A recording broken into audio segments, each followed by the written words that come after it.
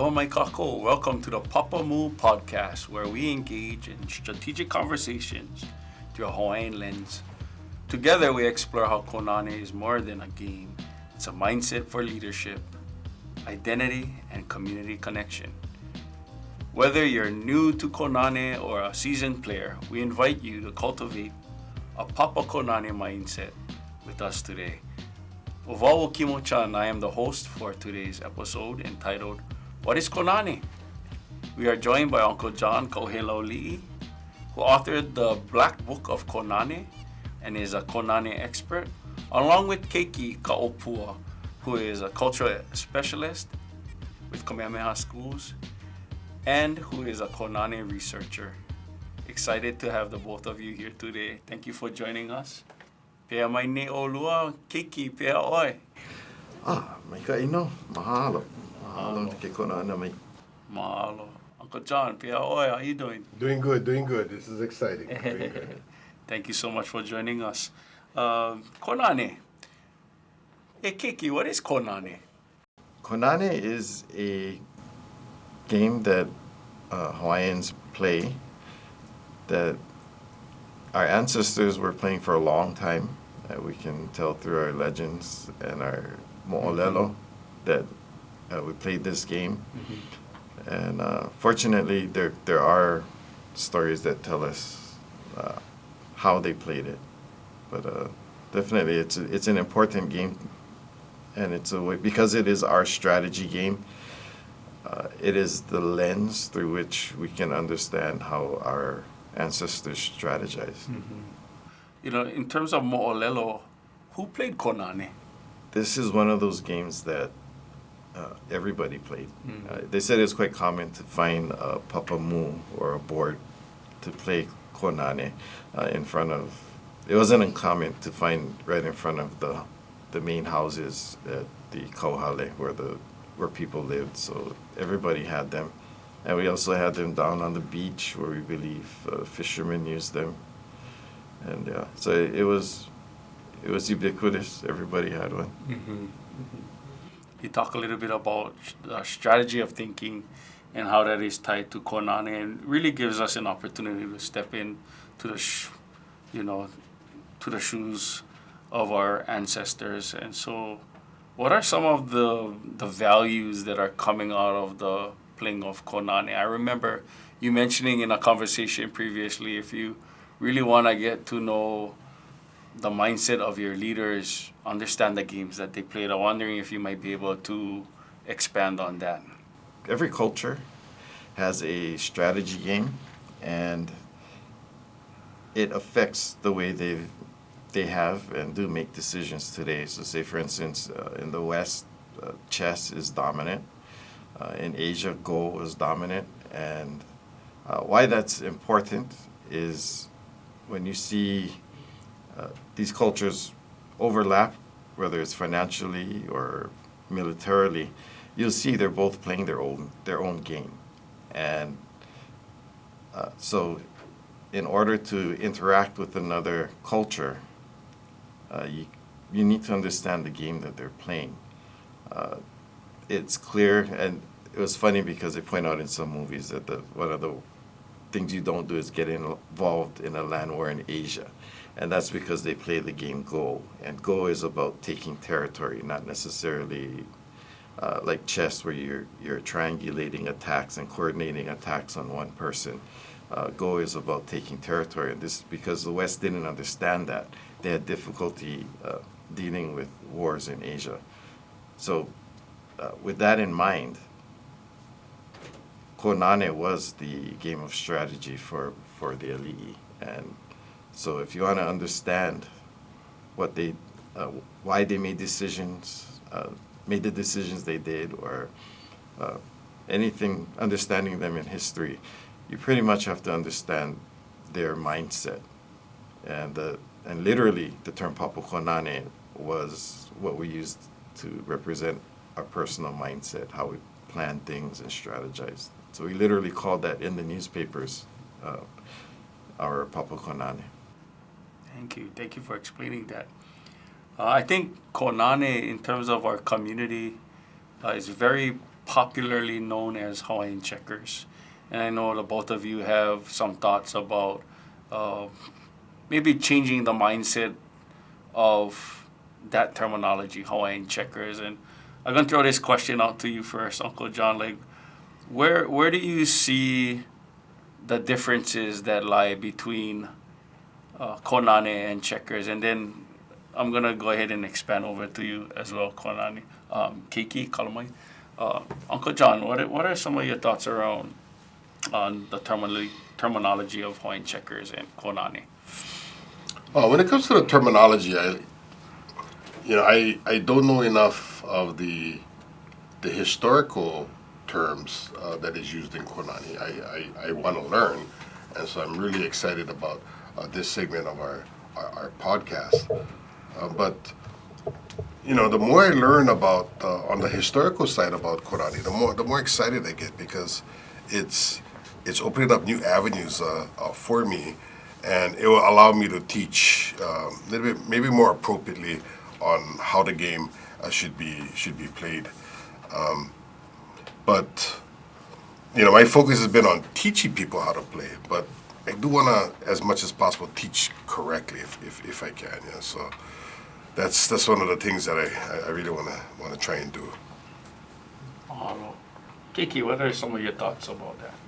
The main difference that we can all agree upon is that in the game of Konane that we're playing today, and I believe it's the same for even in the ancient version, it was basically that you are the last one to make a move. And I think that's a really big difference between checkers and Konane.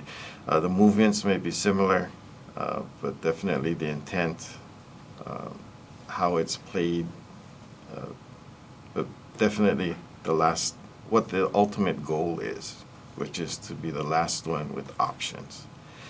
And I think therein is the real key for us today, is to understand that the Hawaiian way of doing things is to make sure that you don't get trapped, right? You're keeping your options open. Model for explaining that. So I have a question for the both of you. How did you folks become interested in Konane in terms of research for you? Keiki, what were some of the things that kind of got you interested in researching Konane?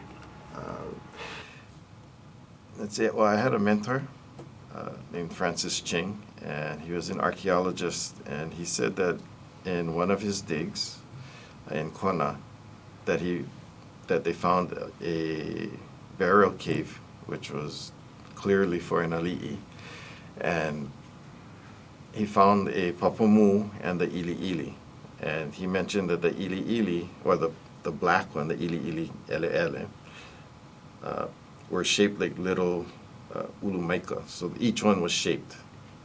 And for the white ones, he said they were more square, and he said they kind of looked like the shape of a Hall's cough drop, the little square ones.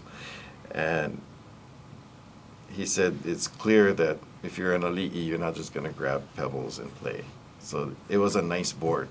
And when I heard that from him, then I realized that really rang with me. I said, okay, wait, if they put that much time and effort into this, this really has to be more important, because like most of us, we were probably introduced to this in fourth grade. And, it was kind of a game, and because they said it was checkers, it didn't really have the status of playing chess. Nobody said, ooh, you're going to be a Konane master, right? But, which I think is wrong. And we're hoping that we can change that mentality, that this game is far more than the status of a children's checker game. Mm-hmm. How about you, Uncle John? What are some of your thoughts? How did you get involved with Konane? Well, as I started to play, I started to gain more knowledge in the game, and I started to connect more with what I knew as far as the Hawaiian culture came to say. I did choose Hawaiian Checkers as my company name because I felt that people may misspell Konane when they're looking online, right? And so I do utilize the Hawaiian checkers game name a little bit more. But I agree. Having to make the last move or trapping your opponent in the game is different from a lot of other games out there. Not as aggressive, but yet you still have to be, you still have to approach it with a real strong, the strong mentality. And the more I learn about this game, the more fascinated I get. There's so much more to learn. I'm just scratching the surface of it. And I love Keiki's story about the little ulumaikas and the little squares. I was like, I cannot wait to get home, and if I get time, I can start shaping my own ili. But yeah, it's so many different parts that we don't even scratching the surface yet that is embedded in this game. And really, the only way we're going to figure this out is if we start playing. The more of us that play, the more ideas, the more connections can be made. And so, great opportunity to learn more and more about this game. I've always said the secrets of Konane are actually locked in the game. The more we play, the more we learn. Oh yeah, mahalo for sharing that. We talked a little bit about the value of Konane and the actual philosophy tied to the game of not being trapped and having options. I think that's really important, especially when learning to be a leader in the community, a leader of your family, and being accountable to the actions that you have individually. So Konane can teach us so much about ourselves and how we interact with one another. Keiki, I was wondering if you might be able to share us a moʻolelo. Like, what is one moʻolelo that you love about Konane that you think we might be able to learn about today? Let's see. One of the biggest stories associated, in which Konane is mentioned. So there are very few stories, if any, where Konane is the center of it, and none of them actually show the strategies. But I think the most famous story using Konane is Lono Ika Makahiki. And what we find in the stories is that, first of all, the story changes over time. So the story we have today is that he had a bad temper, and he was playing his wife, and she beat him 4 in a row, and he lost his temper. And that plus some other things are happening, and he grabbed the board, and actually, according to the later stories, he killed her. But if we go in the earlier stories, he didn't kill her. As a matter of fact, they go into more detail as to the way they play. And so what we learn is that in most stories, when they engage in Konane, and I need to say that here that Konane is a verb, right? It's so entangled in our language. We don't play Konane, we Konane. And so they say, ʻōlelo ike Konane, or they'll say e Konane ana, they're Konaneing. And the first part usually is the ho'onohonoho, the actual placing of the pieces. And it's quite common for you to see in the story where they'll start off by saying they both place the pieces. And it appears that is part of the game, that the way they placed it, the first placement has a name all the way to the third placement. And not only do the placement of them have names, there are strategies tied to it, and some of them could have as many as 12 different names as strategies to just where you put your stone. So the very first part was the ho'onohonoho. Once all of the spaces are taken up, the board is now called pa'a. So ho'onohonoho a pa'a. So now that everybody's in place, the next phase starts, which they usually call a uhau, right? The attacking part, right? So first part, ho'onohonoho, that would be your strategy. And then the second part, the actual movement, or the ho'one'ene'e, ili, and that would be the actual maneuvering and the carrying out of your strategy. So unfortunately, we have the names of the strategies. They didn't, we're still looking for how to use each one of those strategies. But, Yeah, so we see this definitely in the story of Lonu Kamakahiki, and as a language teacher, when we go through the newspapers, definitely we're trying to pull out vocabulary and how it's used. So uhau for the attack. So sometimes it's referred to as uhau, hahau, or referring to the action of attacking in a noun. As a noun, we call that a hauna. But yeah, and there are many other terms that we see in the story that we're still not sure how to apply that to the board today. So yeah, there's a lot of ike there, but actually applying it, and like I said earlier, we have names of other games that can be played on a papamū, but we don't have any idea how to play them. Mm-hmm. So. You use that word papamū. Would you be able to describe the difference between Konane and Papamū?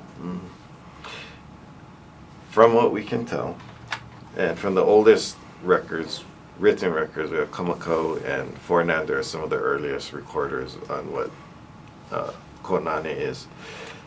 They refer to the board as a papamū, and the game that they talk about being played on it in the story, that was the game Konane. So we believe that that's the difference. Later on, Konane, the Konane, we don't know if that really means the papamū, right? But we know that the term Konane becomes synonymous with one's mindset. I hope that helps. If I hear you correctly, what you're stating is that the papamū is a board where many games could be played on. Yes. And I think that particular moʻolelo really ties back to a moʻolelo that Uncle John talked about with his experience in going to Kona and your own realization that you talked about in terms of Konane and papamū. Could you kind of talk a little bit about your experience in Kona, Uncle John? Yeah, with the papamū being so close to the ocean, I mean, it's like right there. I see the turtle eating the seaweed right there. Yeah. So when we were searching for papamū, and with it being so close to the ocean, it was like they cannot play Konane. And also, I noticed that the papamū that were close to the edge was also very shallow. The holes were dug very shallow, and so the wave gonna come, push already shallow, so it can push them out, and again, so close, so it's like, there may be times that they couldn't finish the game, or maybe that was part of the game, you gotta finish before the wave comes in, and so I really struggled with that, trying to figure out, about the papamū, and I decided to remove Konane from the papamū, and when I did that, then things started making sense, Yeah, if this is something else, not just for Konane, it could be used for other things. And that's what I realized at that point, and that's what I kind of wrote in my book. I may be right, I may be wrong, I'm not sure, but that's what I felt. And it started to make sense for me. And so, yes, I may be astronomical or navigational. I'm not exactly sure what other uses that they had, but I'm sure they had other uses, other games, other things to do with the papamū. And so, yeah, there's so much we don't know. I think this is one great opportunity for us to get back, to get together today, because I believe and I feel like Keiki provides that historical context, that ʻōlelo Hawaii context, being able to dive into the Hawaiian language newspapers and so forth, and then Uncle John's ability and opportunity to be out there in the community and through his experience learning things, and this opportunity for us to get together today to see and come up with new realizations of Konane, give us an opportunity to get into what we call ike kupuna, to really understand this game by being engaged, and also approaching it from a no'ono'o standpoint as well. So I guess I kind of want to shift the conversation, because I think there's going to be a lot of opportunities for us, because Uncle John has some strategies. He's talking about we don't know what the terminology might be. And then Keiki also mentioning, we have so much terminology that we have the ʻōlelo for, but we're not really sure how that plays out on the Papamū. So, I'm hoping that through this conversation, things might start to bubble up for us and we start getting more context around it. Okay, gang, this is where we kind of get to the exciting part. So we want to learn how to play Konane. Before we dive into the actual game itself, we want to learn a little bit about the terminology, the parts of the Konane board or the Papamū. And then we can go ahead and try and simulate a game using Uncle John's experience. So let's start off, Keiki, if you don't mind, with the different parts of the Konane board. Sure. Okay. Let's start off with the important part here, which is our piko. And then we take this ili. We will call the pieces ili, ere, and ili kia or ke'o, depending on which source you use. But pretty much those are the pieces that are used. And usually under one of the black pieces, one of the middle pieces here, depending on, because traditionally the amount of columns and rows varied, usually somewhere towards the middle. Under a black piece, there would be embedded, if it's wood, there would be a ivory or something that will denote this as the piko. Okay, so that would be the center, and that would denote the first piece that would be taken off. So that would be your piko. All of the ili on the outside row here. This row would be called the kakai, and that's as far as now. We do have other terms. We're still not sure, and maybe somebody watching can help us with this. But we found the terms luna and po'o. We believe it has to do with one of the edges or one of the sides of the edges, but none of the stories go into detail with that. So we do have positions on the board called a po'o and a luna. But other than that, I think that's it. Mahalo, Keiki, for showing us the different parts of the Konane board. The Papamū, the piko, the kakai, and the different ili. In terms of ili ele, which would be the darker stones, and the ili keakea or ke'o, which would be the lighter stones. I think at this point in time, Uncle John, we want to kind of get a game started so our audience gets an understanding of how Konane begins and how we can play the game. Uncle John, could you start us off with a game? Yes, I usually like to take from the middle, because again, my focus is on teaching. And when you take from the middle, the board kind of collapses towards the middle, and it makes it easier to teach. And so we normally go through a ritual, but we're just gonna, for time, I'm gonna be black taking the white, and my opponent is gonna be white taking the black. And so when I work here with people, I like to make this as one of my first moves. I'll take that, and what I'm doing is I'm setting up my opponent to do a double. And so in this case, the terminology for double. Let's see. Well, Emery calls that a kaholo. Yeah, to jump more than. So I noticed when you at the beginning, your first jump this way. This is pretty much called an ai. Or yeah, it's an ai, and then taking the piece off is called a holo. But then when you do that double, and you went back and you had that double move, then that would have been called a kaholo. Taking 2 or 3 pieces in one move. So kaholo is a multiple jump, yeah? Yes. And so what's unique about this one is that it jumps in between 2, so it's kind of a protected move, yeah? One of the things that I try to teach people, they always go like, so what's the strategy? What's the strategy? And it's like, well, because this game is a game about resources, it's the understanding of what resources are.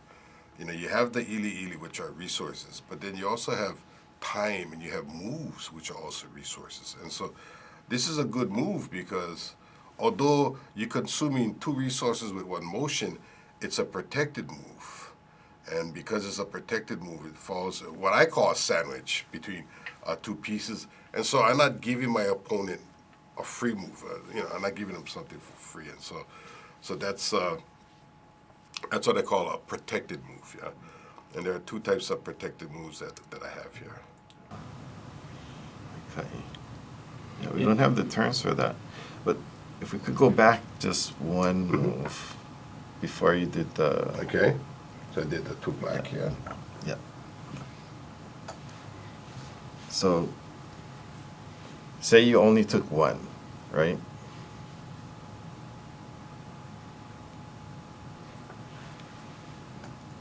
One move is for that one to take. So, yeah, instead of me, say white doesn't take two, it just takes one. I took one, ili, ele, ele. And when I do the ai, that's the whole of taking the black off. If you were to decide to get that piece, so it's in the exact opposite direction, then that's what we call it kui. Kui. Yeah. So a counter strike. Yeah. So it has to be in the exact same direction from what just happened. And the interesting thing about a kui is it's always only going to be one move because of how it's set up. Yeah. Because it's a counter strike, that means there's nothing beyond that. So it's always going to be one. Okay, so that would be a counter strike. And what's good about this counter strike also is, again, it's protected. You're not giving your opponent anything for free. Okay, what I like about this game too is the fact that the edges are of a higher value. Yeah, it's easy to be protected with the edges. Yeah. So again, the edge, I'm giving my opponent a move just by doing that one. Yeah. And so most people, they will end up taking this one, by nature. And then black would take that one. Oh, mahalo nui. So we've learned some terminology in terms of moves. Some of the terminology that was called out was the ai, the hele. Also heard the word for double jump, which would be kaholo. Are there other, perhaps, terminology that we haven't covered yet that we might want to introduce in terms of strategy and so forth? Oh, one move that John showed us, and we came up with a term for it, was the kaihele, which means you've got it. It'll go this way. You got a ai there and a holo, and what that does is it sets things in motion. So it'll just keep going right down. So we call that a kaihele. And that's a really good move because they're protected and the possible three moves that you get off of that. So that's a really good position to be in. So protected moves are important strategies that you've called out several times, whether that be a sandwich or, I know Uncle John, the kaihele that Keiki just talked about, a terminology we kind of introduced because we didn't have a term for it, was also something that you call the choo-choo train. So as we start to come up with different types of strategies, we're still trying to figure out, and I think this is where the viewers would be really helpful for us. If you do know what the terminology is for strategies like that, please, this is an opportunity for us to engage in a conversation. So we appreciate you folks joining in. At this point of time, we've identified different parts of the board. We've also talked a little bit about the different moves and what are those words for those verbs as they are associated with playing of Konane. Again, those terminology would be the ai, would be the hele, would be the holo, and also the kui, which is like a counter move. And then we also have the kaihele, which is a terminology we came up with for the choo-choo train. So, Uncle John, I was wondering, let's try and recap this for a new player. Okay. And you were starting off a tournament and you're introducing the rules, at least for this style of Konane that we're talking about? Like, how would you go about introducing the rules to the tournament and to the players? Good question. Good question. You know, we're at a perfect spot for me to explain two of the different types of protected moves. And so this double here, yeah, it's. I don't always like using doubles because as you're consuming more than you can or than you have to. But in this particular case, because this is protected on the edge, this is a good protected move for black. For white, this is a good protected move right here, yeah, because it's jumping in between two pieces, same like white, jumping in between two pieces. So that's a very important part of the game is you want to make sure that when you make moves, you want them to be protected. You know, you don't want to give your opponent anything for free. Yeah? And so those are really good examples.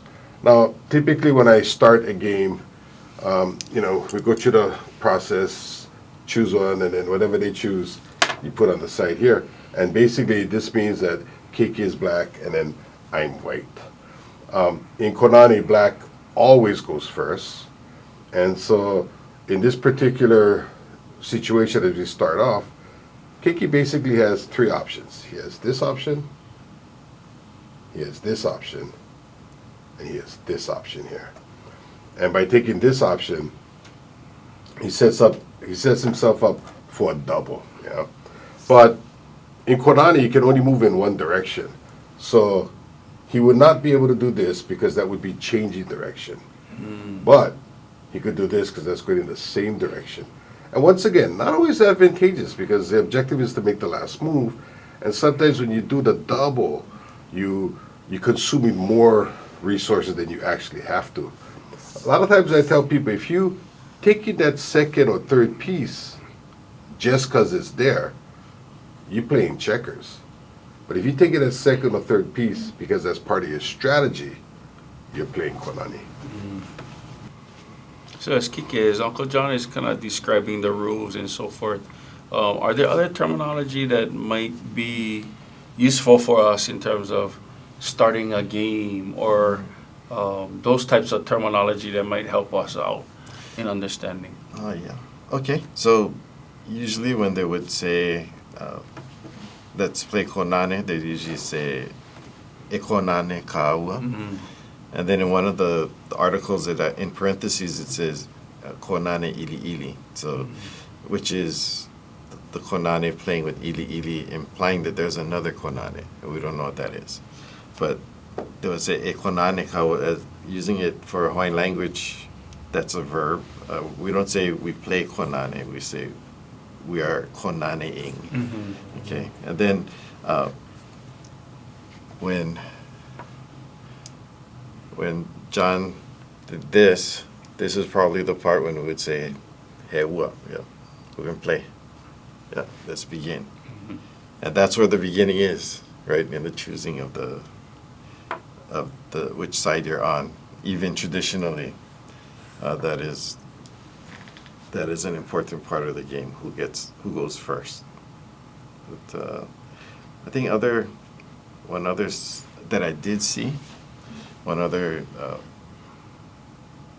part is, say, for instance, a piece that gets left by itself in the corner. That is called kava. And I'm not sure if not sure what the advantage of that is or disadvantage, but I know we have a name for it. Somebody is left off to the side. So kava. And then there are terms that there are many terms we don't know exactly what it means, like niole, but they show up in the chants. So as we're playing Konane, we're actually not just playing, we're verbally throwing back and forth these chants. And so these names of moves will actually show up in these chants. And so we have many of those, which include the holo, the kui, and the kava, the niole. And then, we're being nice, but they're playing for fun, and they have something on the line when they're playing, and so they're kind of jabbing at each other too. And so the last line could be, if I were ʻōlelo. And I did, especially if it's a final move. Then if I was ʻōlelo, I would say, oh, hapala kekea. The white has been dubbed, has been marked black, right? You're out. Naka ele ka ai. And the ai is mine. And pretty much it's like, that's my final, I got you kind of thing. But not that we're encouraging that, but just to point out that's all part of our history as well. So that was the ancient smack talking. Oh yeah, basically. yes, there's a lot of that. Between players. Because we were, we do things with our na'au. We're all in. So. Appreciate that. Thank you for sharing the different phrases and not even knowing, for me, not even knowing that there are chants that were associated with Konane. And so in those oli, we might be able to find out more about Konane and the application and the terminology and how that plays out. Thank you to both of you.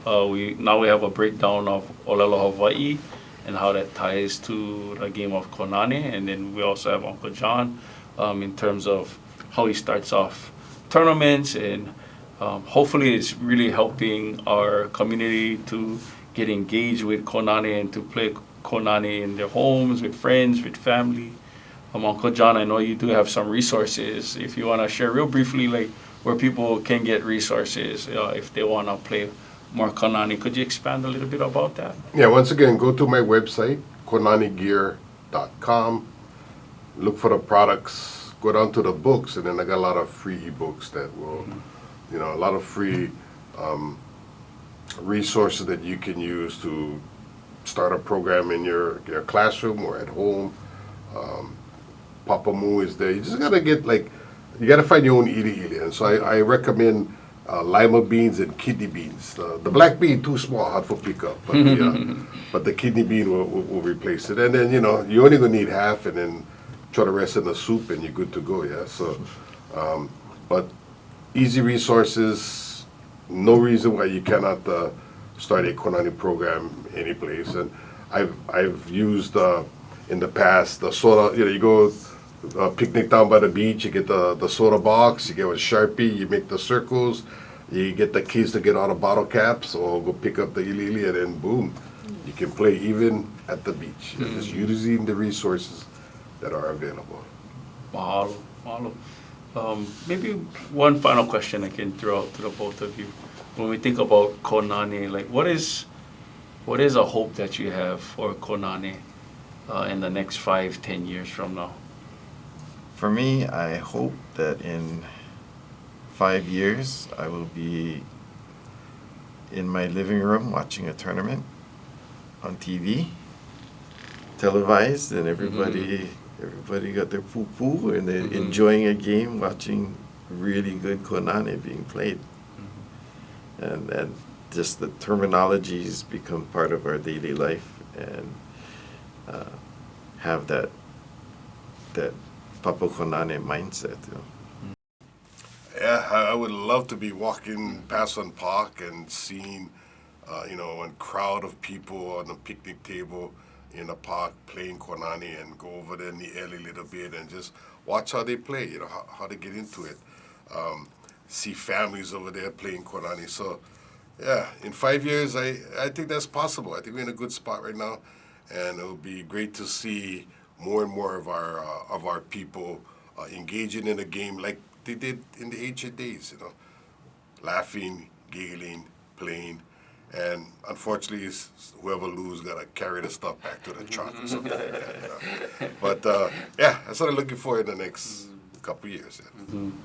So what I'm hearing is that we have Konane more visible in our community, and we see people engaged. And not only that we've maybe risen the level of Konane playing to be a little bit more competitive, that we can see that in our community. So thank you for sharing, and thank you for being a part of this podcast episode today.